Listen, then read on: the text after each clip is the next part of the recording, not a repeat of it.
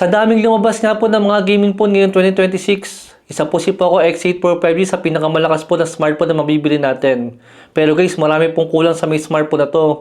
Kung literal na gaming phone nga po yung hinahanap natin. Pero meron nga pong bagong gaming phone ngayon na hindi nga po nakapokus sa may performance. Bagkus guys, nakapokus po siya sa pinaka gaming experience po natin. Compare po sa may Poco X8 Pro 5G, nasa performance po siya nakabase. At sa lahat nga po ng gaming phone ngayon, or kahit nga hindi mga gaming phone, grabe guys, literal po na flat back design lang siya.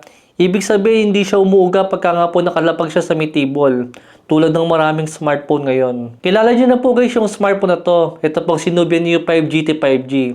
Guys, ito lang po, nag-iisang mid-range na smartphone na nakapokus po ngayon sa pinaka-gaming experience natin. Bukod nga po sa may pinaka-performance niya. Dahil bukod nga po sa may gaming phone design, na meron nga pong RGB light sa may likod niya, meron din po siyang shoulder trigger button.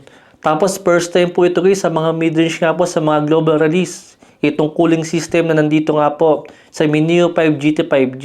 Well guys, kahit hindi po natin tingnan yung smartphone na to as a gaming phone, masasabi ko rin po talaga na ibang klase rin po yung ginawa ni Nubia dito. Dito nga po sa may back design niya.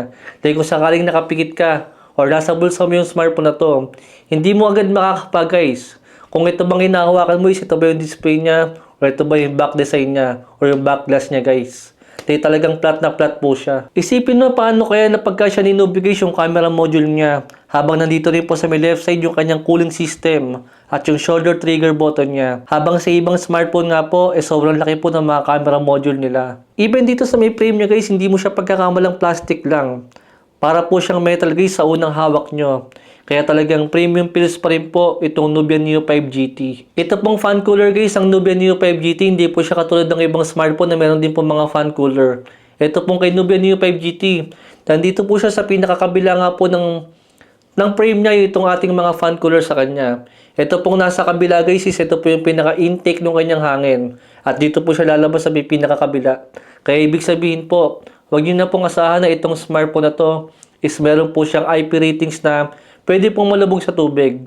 Kung baga talsik lang po ng tubig yung pwede sa kanya. Dahil sigurado guys, medyo delikado po ito. Dahil dito nga po papasok sa may frame natin yung pinakaunang hangin niya. Dahil dito po lalabas sa may kabila. Kaya parang medyo delikado po siya kung malulubog nga po sa tubig itong smartphone natin. Mamaya guys, papakita ko po sa inyo kung makakatulong ba itong fan cooler natin sa mga benchmark stresses na gagawin natin. Siyempre, nag-non-stop gaming na nga rin po kami sa kanya para makita natin kung ito bang 6 to 10 mAh siya battery niya. Ilang oras ba nga abutin niya sa may gaming. Warm up po muna tayo sa may Mobile Legends. 91% tayo mag-i-start. Habang naka-mobile data, pinatay po muna namin guys yung fan cooler niya. Mamaya guys, bubuksan natin yan sa may benchmark stress test natin. Guys, medyo hindi ko po inaasahan yung naging resulta po niya sa may Mobile Legends. Dahil para po sa isang oras na gaming sa kanya, is inabot po siya ng 51 degrees Celsius sa may temperature. Grabe yan guys, medyo mainit po yan para sa isang Mobile Legends at sa kanyang processor. Dahil never pa kami naka-encounter guys ng 51 degrees Celsius sa may Mobile Legends. Ngayon lang po kami nakakuha ng ganyan. Dito nga po sa may Nubia Neo 5 GT. Guys, meron po ako isang suspetsya kung bakit medyo uminit yung smartphone natin nang tumabot nga po ng ganyang kainit. Feeling ko guys, sa init po ng panahon. Then nung ginigaming test nga po namin yan, is bandang alas 2 po ng hapon yan. Walang aircon, electric fan lang, at sobrang init po ng panahon guys. At para i-double check guys kung tama ba yung hinala ko, mamaya guys susubukan po ulit natin siya pagka medyo malamig na nga po. Para makita natin kung yung temperature niya is magi-stay pa rin po ba sa around 51 degrees Celsius. Take note pala guys, naka-mobile data pa rin tayo. Tapos nakapatay yung kanyang fan cooler. Sa battery pala niya guys is nabawasan nga po siya ng 20% sa isang oras po na gaming. Dito naman po sa may Wuthering Waves. Dito guys, mainit pa rin po siya. Dahil lumabot nga po siya ng 48 degrees Celsius. Feeling ko guys, dahil yan sa mataas sa graphics, at sa mainit pa rin po na panahon. Dahil bago matapos nga po yung gameplay natin sa isang oras na gaming na yan, is naging 41 na lang po yung temperature niya. Dahil medyo hindi na nga po ganun kainit yung panahon at binaba po namin yung graphics niya. Saka hindi rin naman kaya guys ng Dimensity 7400 ng Wuthering Waves sa sagad po na graphics niya. At ang isang malaking lang mga po ng smartphone na to sa maraming smartphone ngayon, sa mga mid-range na mga smartphone, is yung kanyang touch sampling rate guys. Dahil umaabot nga po siya ng 3049 Hz. Mas mataas guys. compare po sa may Poco X8 Pro 5G. Ang pinakamataas po na touch sampling rate na inaabot nga po ni Poco is umaabot po siya ng 2560 Hz. Pero dapat naka-on po yung game turbo natin. Dahil pagka po hindi naka-on yan, is 480 Hz lang po yung touch sampling rate ni Poco. Pero dito nga po kay Nubia Neo 5 GT, sa unang pindot nyo pa lang, sa unang swipe pa lang, mararamdaman nyo po agad yung napakabilis na po na touch sampling rate niya. Kahit dito pa lang po sa home screen at sa mga settings natin, mararamdaman nyo po agad na talaga napaka-responsive niya. Alam ko guys, mas malakas po ang Poco X8 Pro 5G rito. Pero ibang klase rin po itong Nubia Neo 5 GT kung sakaling magagamit nyo po yung smartphone na to. Kung ang target market nga po ni Poco X8 Pro is yung mga gamer nga po na gusto ng sobrang lakas sa performance. Yung bang gusto po nilang isagad lahat ng graphics sa lahat po ng games na lalaruin nila. Ito pong Nubia Neo 5 GT. Ang target market po niya is yung mga gamer po na lumalaban ng pustahan. Dahil sobrang halaga nga po ng napakabilis nga po na touch sampling rate sa gaming. Lalo kung nasa esports ka. Dahil hindi man maibigay ng Nubia Neo 5 ang malakas sa performance na gusto natin. Pero kung pro player ka ng Mobile Legends or pro player ka ng Call of Duty Mobile, sobrang enough na po ng performance ng Nubia Neo 5 GT. Samahan pa nga po ng ibang mga features niya na wala nga po sa may Poco X8 Pro 5G. Kumbaga ito pong Nubia Neo 5 GT is para po siyang Mio Sporty na nakasetup. Pero ito pong si Infinix Note Edge, isa lang po siyang Mio Sporty na nakastock lang siya guys. Kaya technically magkasing lakas lang po yung dalawang smartphone na to. Pero pagdating nga po sa may forma at sa features, panalo po Nubia Neo 5 GT.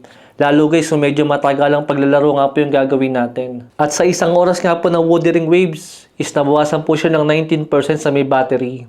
Ito guys yung pangalawang Mobile Legends natin. Bandang 4 PM na yan guys, hindi na po masyadong mainit. At yung naging temperature natin is umabot na lang po ng 43. Mas malamig na compare po sa kanina. Pero sa may battery niya guys, nabawasan po siya ng 19%. Hindi pa rin po nalalayo sa unang Mobile Legends natin kanina. Subukan naman natin guys yung fan cooler niya kung meron ba siyang malaking difference kung sakaling nakabukas or nakapatay po yung fan cooler niya.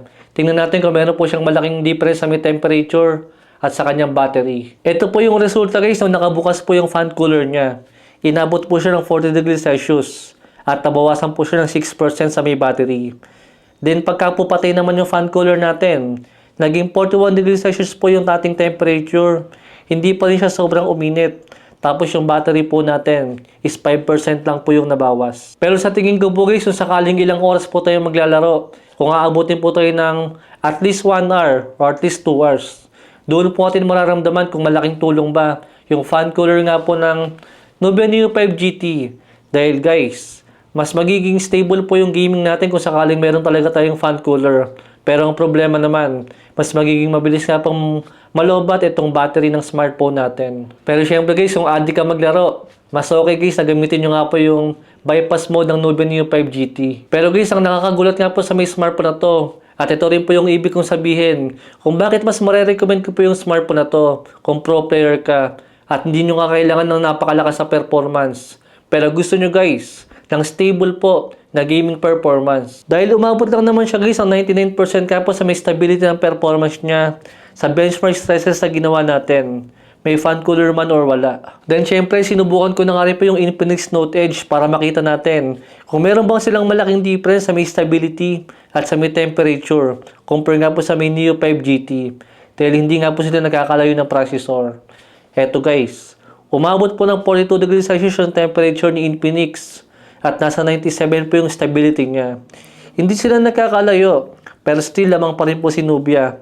At mas magiging malaki po yung difference niyan pagka po actual gaming na at non-stop gaming po yung ginagawa natin. Tinignan ko na nga rin po yung resulta ng Poco X8 Pro. Eto guys, unang-una pa lang, mas naging mainit po agad yung temperature niya. Dahil syempre sa mas malakas nga pong processor niya. Umabot po siya ng 49 degrees Celsius. At dito po sa may stability natin, is nakakuha lang tayo ng 83%. Expected na yan guys. Di mas naging mainit na yung temperature natin. Yan po guys yung ibig kong sabihin kung bakit mas marirecommend ko po yung smartphone na to. Kung gusto nyo nga po ng smartphone na mas stable nga po sa gaming. Lalo't lalo nga po kung hindi nyo po kailangan ng mas malakas sa processor. Compare nga po dito. Maibibigay niya guys yung napakalakas sa performance na gusto natin. Pero guys, I think kailangan po natin supportahan to ng fan cooler para mas maging malamig nga po yung temperature natin. Pero kung wala kang fan cooler, medyo maghinay-hinay din po tayo. Medyo wag nyo pong isasagad yung pinakalahat ng graphics niya. Dahil asahan nyo na po na mag-iinit nga po yung smartphone natin. Pero kung magigaming ka nga po sa kanya na medyo matagal at lahat po nakasagad yung graphics, mas okay po guys na maglagay po tayo ng fan cooler sa kanya. Till medyo mainit po talaga itong thermal nga po ng Poco X8 Pro 5G. Dito naman po sa may last game natin sa Legend of Ymir. Decent lang po yung performance niya guys. Hindi talaga niya kaya guys ang sagad na graphics. Then sa may temperature niya, umabot nga po siya ng 45 degrees Celsius. At mula 31%, naging 9% na lang po yung battery natin. Then nasa kulang 20% na nga lang po yung natira sa may battery natin. At 4 hours na po tayo naglalaro sa kanya. Guys, para po sa may 62 mAh siya battery, medyo mabilis po ang 5 hours lang po na non-stop gaming. Then nasa around 20% nga po yung nababawas sa battery natin sa bawat games po na nilalaro natin guys. Dahil inabot nga po ng 4 hours yung non-stop gaming natin, isang oras po kanina sa may Mobile Legends, isang oras po sa may Wuthering Waves, isang oras po ulit sa may Mobile Legends, at isang oras po ulit sa may Legend of Ymir. Ibig sabihin 4 hours po siya. Pero 91% po tayo nag-start at 9% po yung nabawas sa kanyang battery. Ibig sabihin guys, meron pa tayong 18% na lang para po sa may 4 hours na non-stop gaming natin. Ibig sabihin kung maglalaro pa tayo ng isang oras pa ng Mobile Legends, kulang 5 hours lang po yung aabutin ng non-stop gaming nga po ng battery natin ng Nubia Neo 5 GT. Medyo mabilis po malahobat yan guys. Para po sa may 62 mAh siya battery lang. Tapos ibang usapan pa guys yung fan cooler nga po niya. Kung sakaling pagaganahin natin yan, yung 5 hours po na non-stop gaming, baka maging around 4 hours na lang po siya. Kung meron po tayong fan cooler na gamit habang nag-games. Hindi ko alam guys yung software related issue ba to kung bakit medyo mabilis po malobat ang smartphone na to. Or sadyang malakas lang po makalobat ang battery yung touch sampling rate nga po niya. Samahan pa nga po ng RGB lights habang naglalaro. Guys, kung usapang gaming features lang, pasado naman ang Nubia Neo 5 GT para sa akin. Lalo kung nakapokus ka lang po tayo sa may Call of Duty Mobile or Mobile Legends lang. Or kahit anong games case na kaya nga po ng smartphone na to. Dahil malaking tulong din po sa atin guys yung mga gaming features niya. Pero syempre kung more on performance nga po ang habol nyo, hindi po para sa inyo ang Nubia Neo 5 GT. Guys, nung nabili ko po yung smartphone na to is nasa around 15,000 po yung presyo niya sa may TikTok. Na para sa akin guys, medyo mahal pa rin po. Para nga po sa specs na makukuha natin. At para po sa may processor niya. Pero guys, so titingin po tayo sa ibang smartphone brands. Talagang wala guys. Talagang nagmamahalan po yung mga smartphone ngayon. Bukod plangi lang po talaga si Poco. Kaya kung sakaling makikita nyo po yung smartphone na to guys sa may panahon ng sale. At nakita nyo po guys na siguro nasa kulang 15,000 yung presyo niya. I think okay na rin po yung consider yung smartphone na to. Lalo nga po kung mahalaga sa inyo yung mga gaming features niya. Meron tayong link ng smartphone na to dyan sa may baba guys. Kung sakaling gusto nyo pong umorder ng smartphone na to, balik na lang po guys yung video natin. Thanks for watching.